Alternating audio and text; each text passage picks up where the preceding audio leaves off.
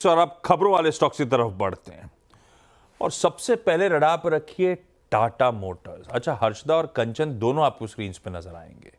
क्या अपडेट्स आए टाटा मोटर्स, उसके लिए हर्षदा से बातचीत और उस पर ब्रोकरेजेस क्या कह रही हैं वो कंचन से ऐड कर लेंगे।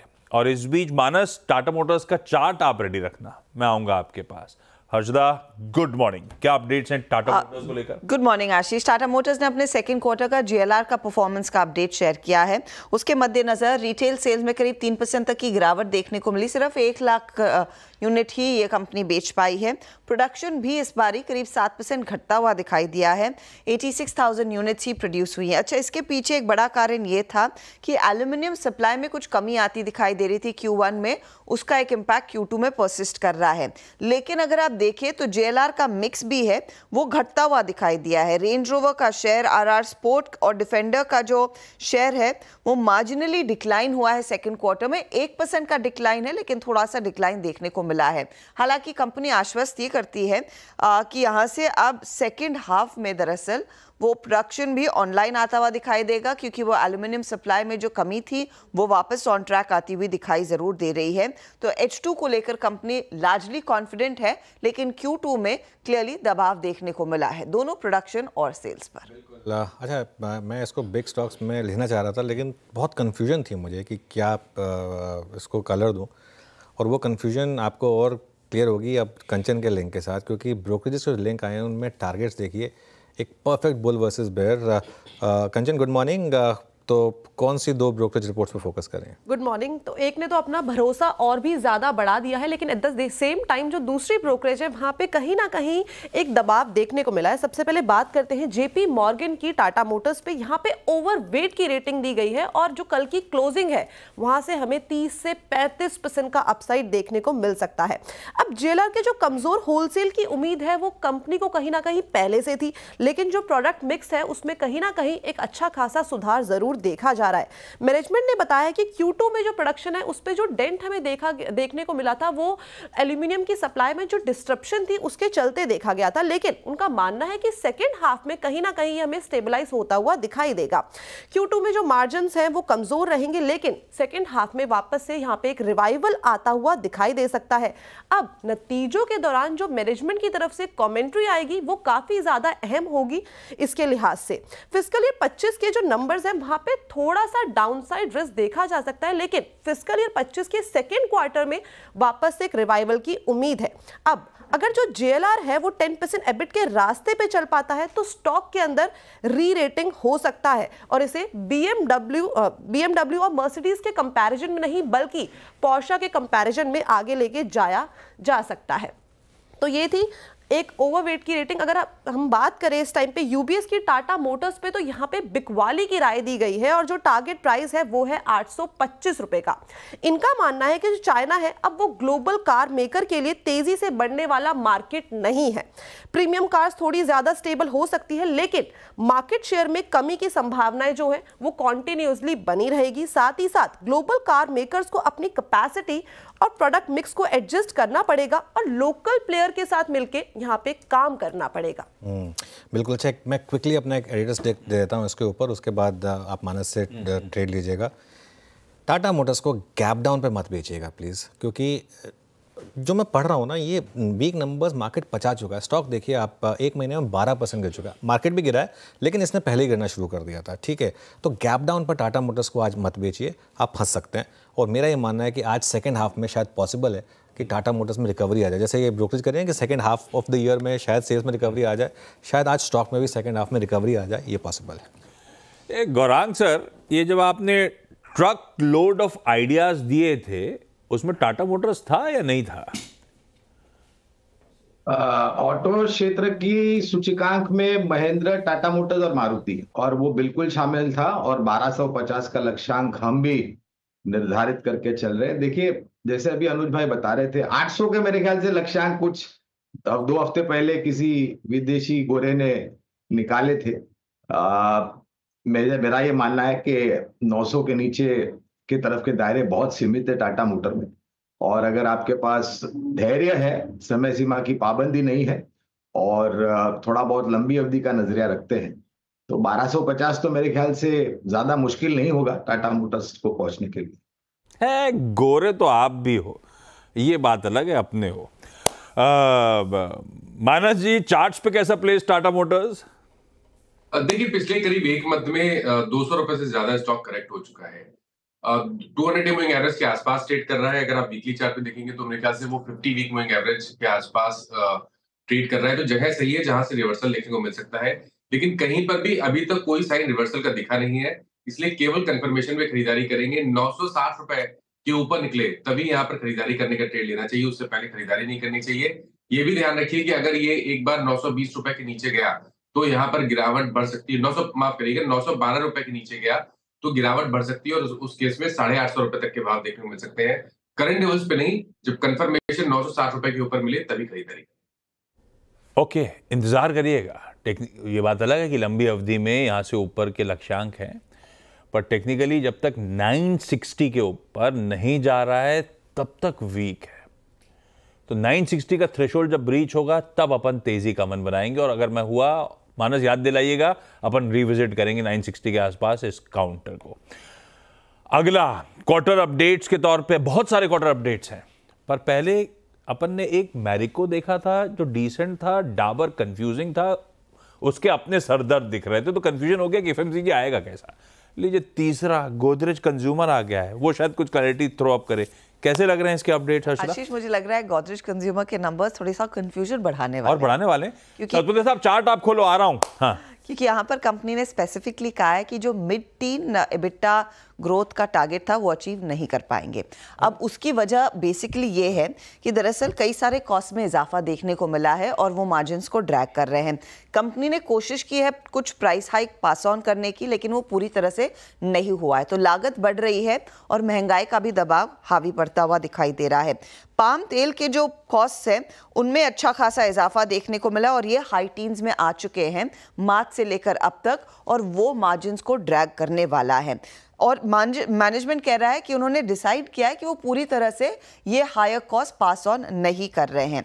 अब ऐसी स्थिति में जो स्टैंड अलोन एबिटा है वो ग्रोथ एकदम फ्लैट रहेगी, सपाट रहेगी। हालांकि कंपनी कह रही है कि high single digit volume growth और वैल्यू ग्रोथ ये ज़रूर अचीव कर पाएंगे अपने अलग अलग प्रोडक्ट डिविजन्स में। अगर आप गौर करें तो कंसोलिडेटेड बेसिस पर कंपनी कह रही है कि ये लगभग mid single digit growth rupee terms में अचीव कर लेंगे और लो टीन्स की कांस्टेंट करेंसी ग्रोथ रहेगी, mid single digit EBITDA growth देखने को मिलेगी। बेसिकली इनका इंडोनेशिया का बिजनेस हो या फिर इनका अफ्रीका का बिजनेस हो, वहां पर ग्रोथ कुछ पॉकेट्स में है, पूरी तरह से नहीं आती हुई दिखाई दे रही है। और ऑफ कोर्स नाइजीरिया के मार्केट में वो करेंसी की दिक्कत इन पर अभी भी हावी है। ओके, तो भाई साहब थोड़ा सा दिक्कत, डाबर के अपने सेट ऑफ इश्यूज थे, गोदरेज भी दिक्कत में, बस मैरिको की डिसेंट सा अपडेट था। और एफएमसीजी वो पॉकेट थी तो बीच में बहुत अच्छा आउट परफॉर्म कर रही थी क्योंकि रूरल से इंडिकेशंस पॉजिटिव थे। गोदरेज कंज्यूमर चार्ट्स पे कैसा पोजीशन सतपुते साहब? आशीष जी देखिए, चार्ट अगर आप इसका डेली देखें तो वीक ही है। यहाँ पे सपोर्ट कहाँ बनता है? 1310 1315 की ट्रेजेक्टरी के आसपास यहाँ पे सपोर्ट बनता है, जो वहां पे एक 200 डीएमए का भी लेवल है। लेकिन जो चार्ट सजेस्ट कर रहा है, कल समझता है कि थोड़ा ओवरसोल्ड है, एक पुल बैक, लेकिन पुल बैक आएगा वो बेचने के लिए आएगा। तो पुल बैक का रेजिस्टेंस कहाँ है? मेरे हिसाब से 1360 1380 एक स्ट्रॉन्ग बैरियर रहेगा, सप्लाई पॉइंट रहेगा। ऑन द कॉन्ट्री आशीष जी, जैसे कि मैंने कहा, चार्ट इसका वीक ही है, हमें बेचना है, लेकिन 1310 1315 यानी 1310 पकड़ के चले, 1310 टूटा तो कम से कम 50 पॉइंट का फॉल इसमें आ रहा है कि जो वीकली चार्ट सजेस्ट कर रहा है। So it's aggressive sale. अगर आज ये 1310 के नीचे खुलता है, टूटता है, तो सेल करे 20 पॉइंट के स्टॉप लॉस के साथ। इसका जो नेक्स्ट टारगेट आएगा वो सीधा 1270 1260 के आसपास आएगा। यार अपडेट भी खराब थे, चार्ट्स पे भी कमजोर है, और 1310 अपने लिए इंपॉर्टेंट, उसके नीचे स्लिप हो रहा है तो उसके बाद एक शार्प सेल ऑफ की और तैयारी कर लीजिएगा। यह है गोदरेज कंज्यूमर का Q2 अपडेट और उस पे व्यू। और भी कुछ इंटरेस्टिंग Q2 अपडेट्स हैं। बहेती साहब, शोभा लिमिटेड आप खोल के रखना, आपके पास आऊंगा। और गाबा सर, नायका आपके लिए। हर्षदा, Q2 अपडेट्स बाकी कौन कौन से? नायका में आशीष आप गौर करिएगा तो कंपनी ने बेसिकली अपने ब्यूटी और पर्सनल केयर बिजनेस के जरिए ही वो ग्रोथ दिखाई है। यहाँ पर कंपनी ने कहा है कि मिड-20s में सेकेंड क्वार्टर की ग्रोथ देखने को मिल रही है।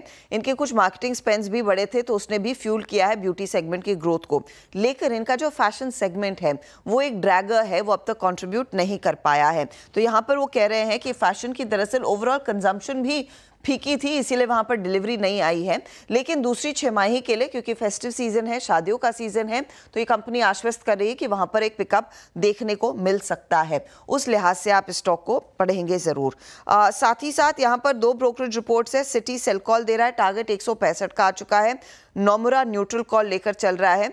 इनको डर है कि देखिए जो गाइड किया था 29% तक की ग्रोथ, उससे कंपनी काफी कम ग्रोथ 25-26% एट द मोस्ट दिखाएगी और मार्जिन्स अगर बढ़ेंगे इस क्वार्टर में वो सिर्फ आधे बेसिस पॉइंट ही बढ़ते हुए दिखाई दे सकते हैं।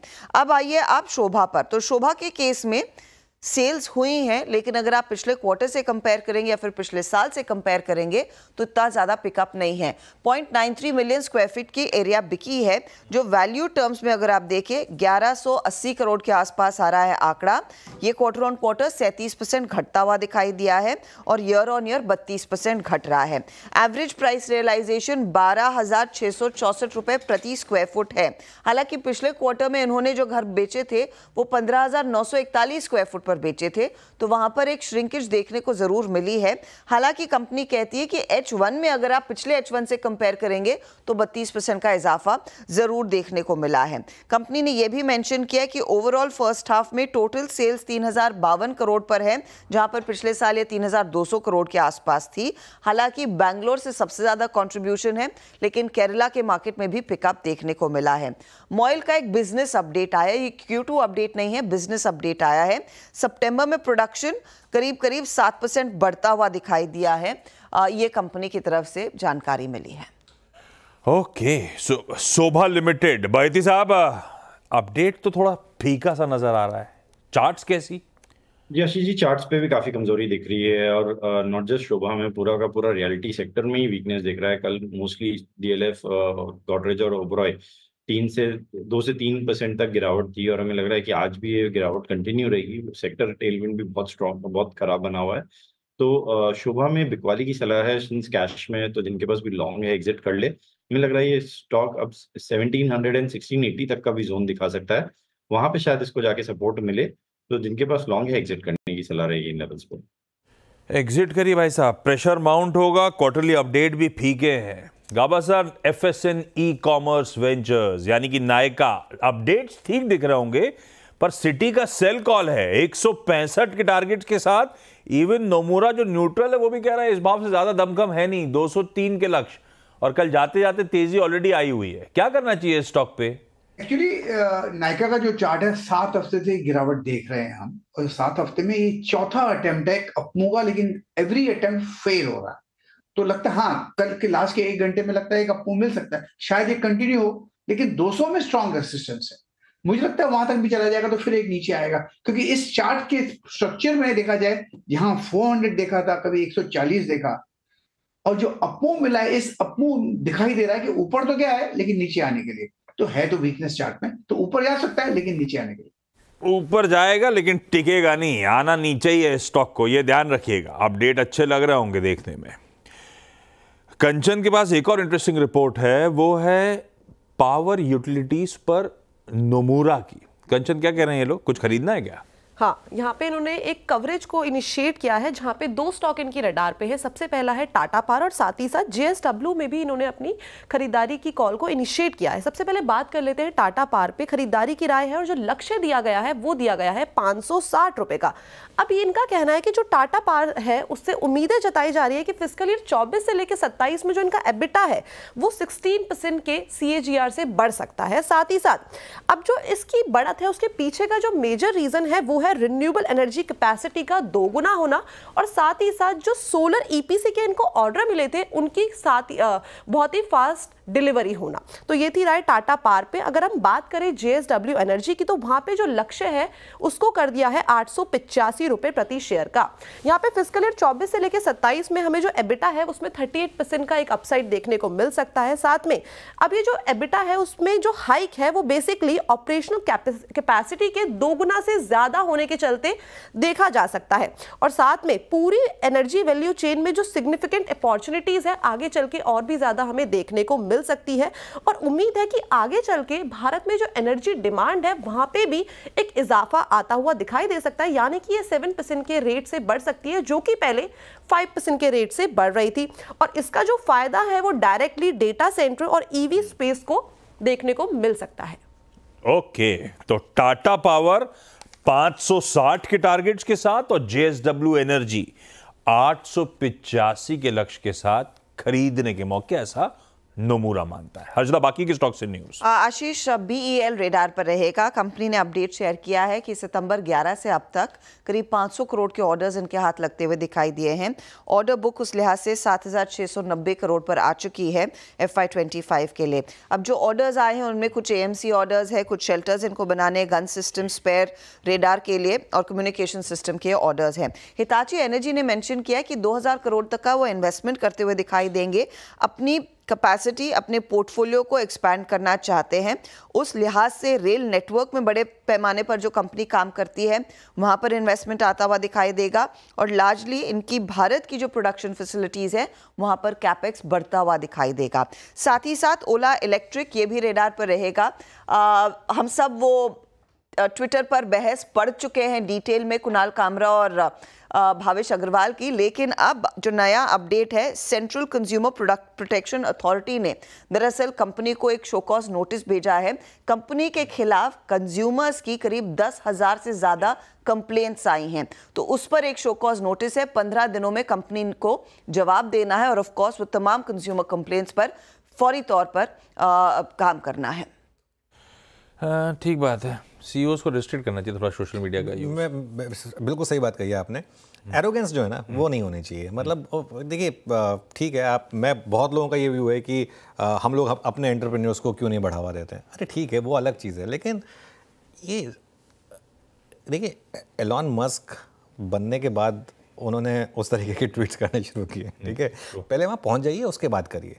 उससे पहले करने का कोई मतलब ना करें तो कोई बुरा नहीं, भी ना करें तो कोई बुराई नहीं है वैसे तो, खैर, लेकिन मतलब पहले कुछ सही अचीव तो करिए, उसके बाद करिए ये सब। और वो जेन्युइन कंसर्न था और तो लोगों के दिल को छू गया। कंसर्न जेन्युइन था। देखिए, उसमें ना आप उसके बाद आप उस ट्वीट में लोगों के रिप्लाई पढ़िए, वो जेन्युइन रिप्लाईज हैं। देखिए, मैं कुणाल कामरा का कोई फैन नहीं हूँ, ठीक है, और मुझे लगता है कि उन्होंने भी कोई अपनी लाइफ में बहुत ज़्यादा अच्छी चीज़ें नहीं करी हैं, कुछ गलत चीज़ें उन्होंने भी करी हैं, लेकिन वो जो ट्वीट थी वो उसमें क्या गलत था, तो वो मतलब उसमें खैर नहीं हुई ये सब बहस किसी कल ओला वैसे ही निपट गया। एक बात बताऊं मैं आपको, सेकेंडरी मार्केट ना सबके ईगोस निकाल देती है। जोमेटो का क्या हुआ था आपने देखा था, पेटीएम का क्या हुआ था आपने देखा था, वो सारे के सारे वो जो फाउंडर्स थे उसके बाद वो कितने हम्बल हो गए, कितने हम्बल हो गए ना हम्बल, ये भी हो जाएंगे हम्बल।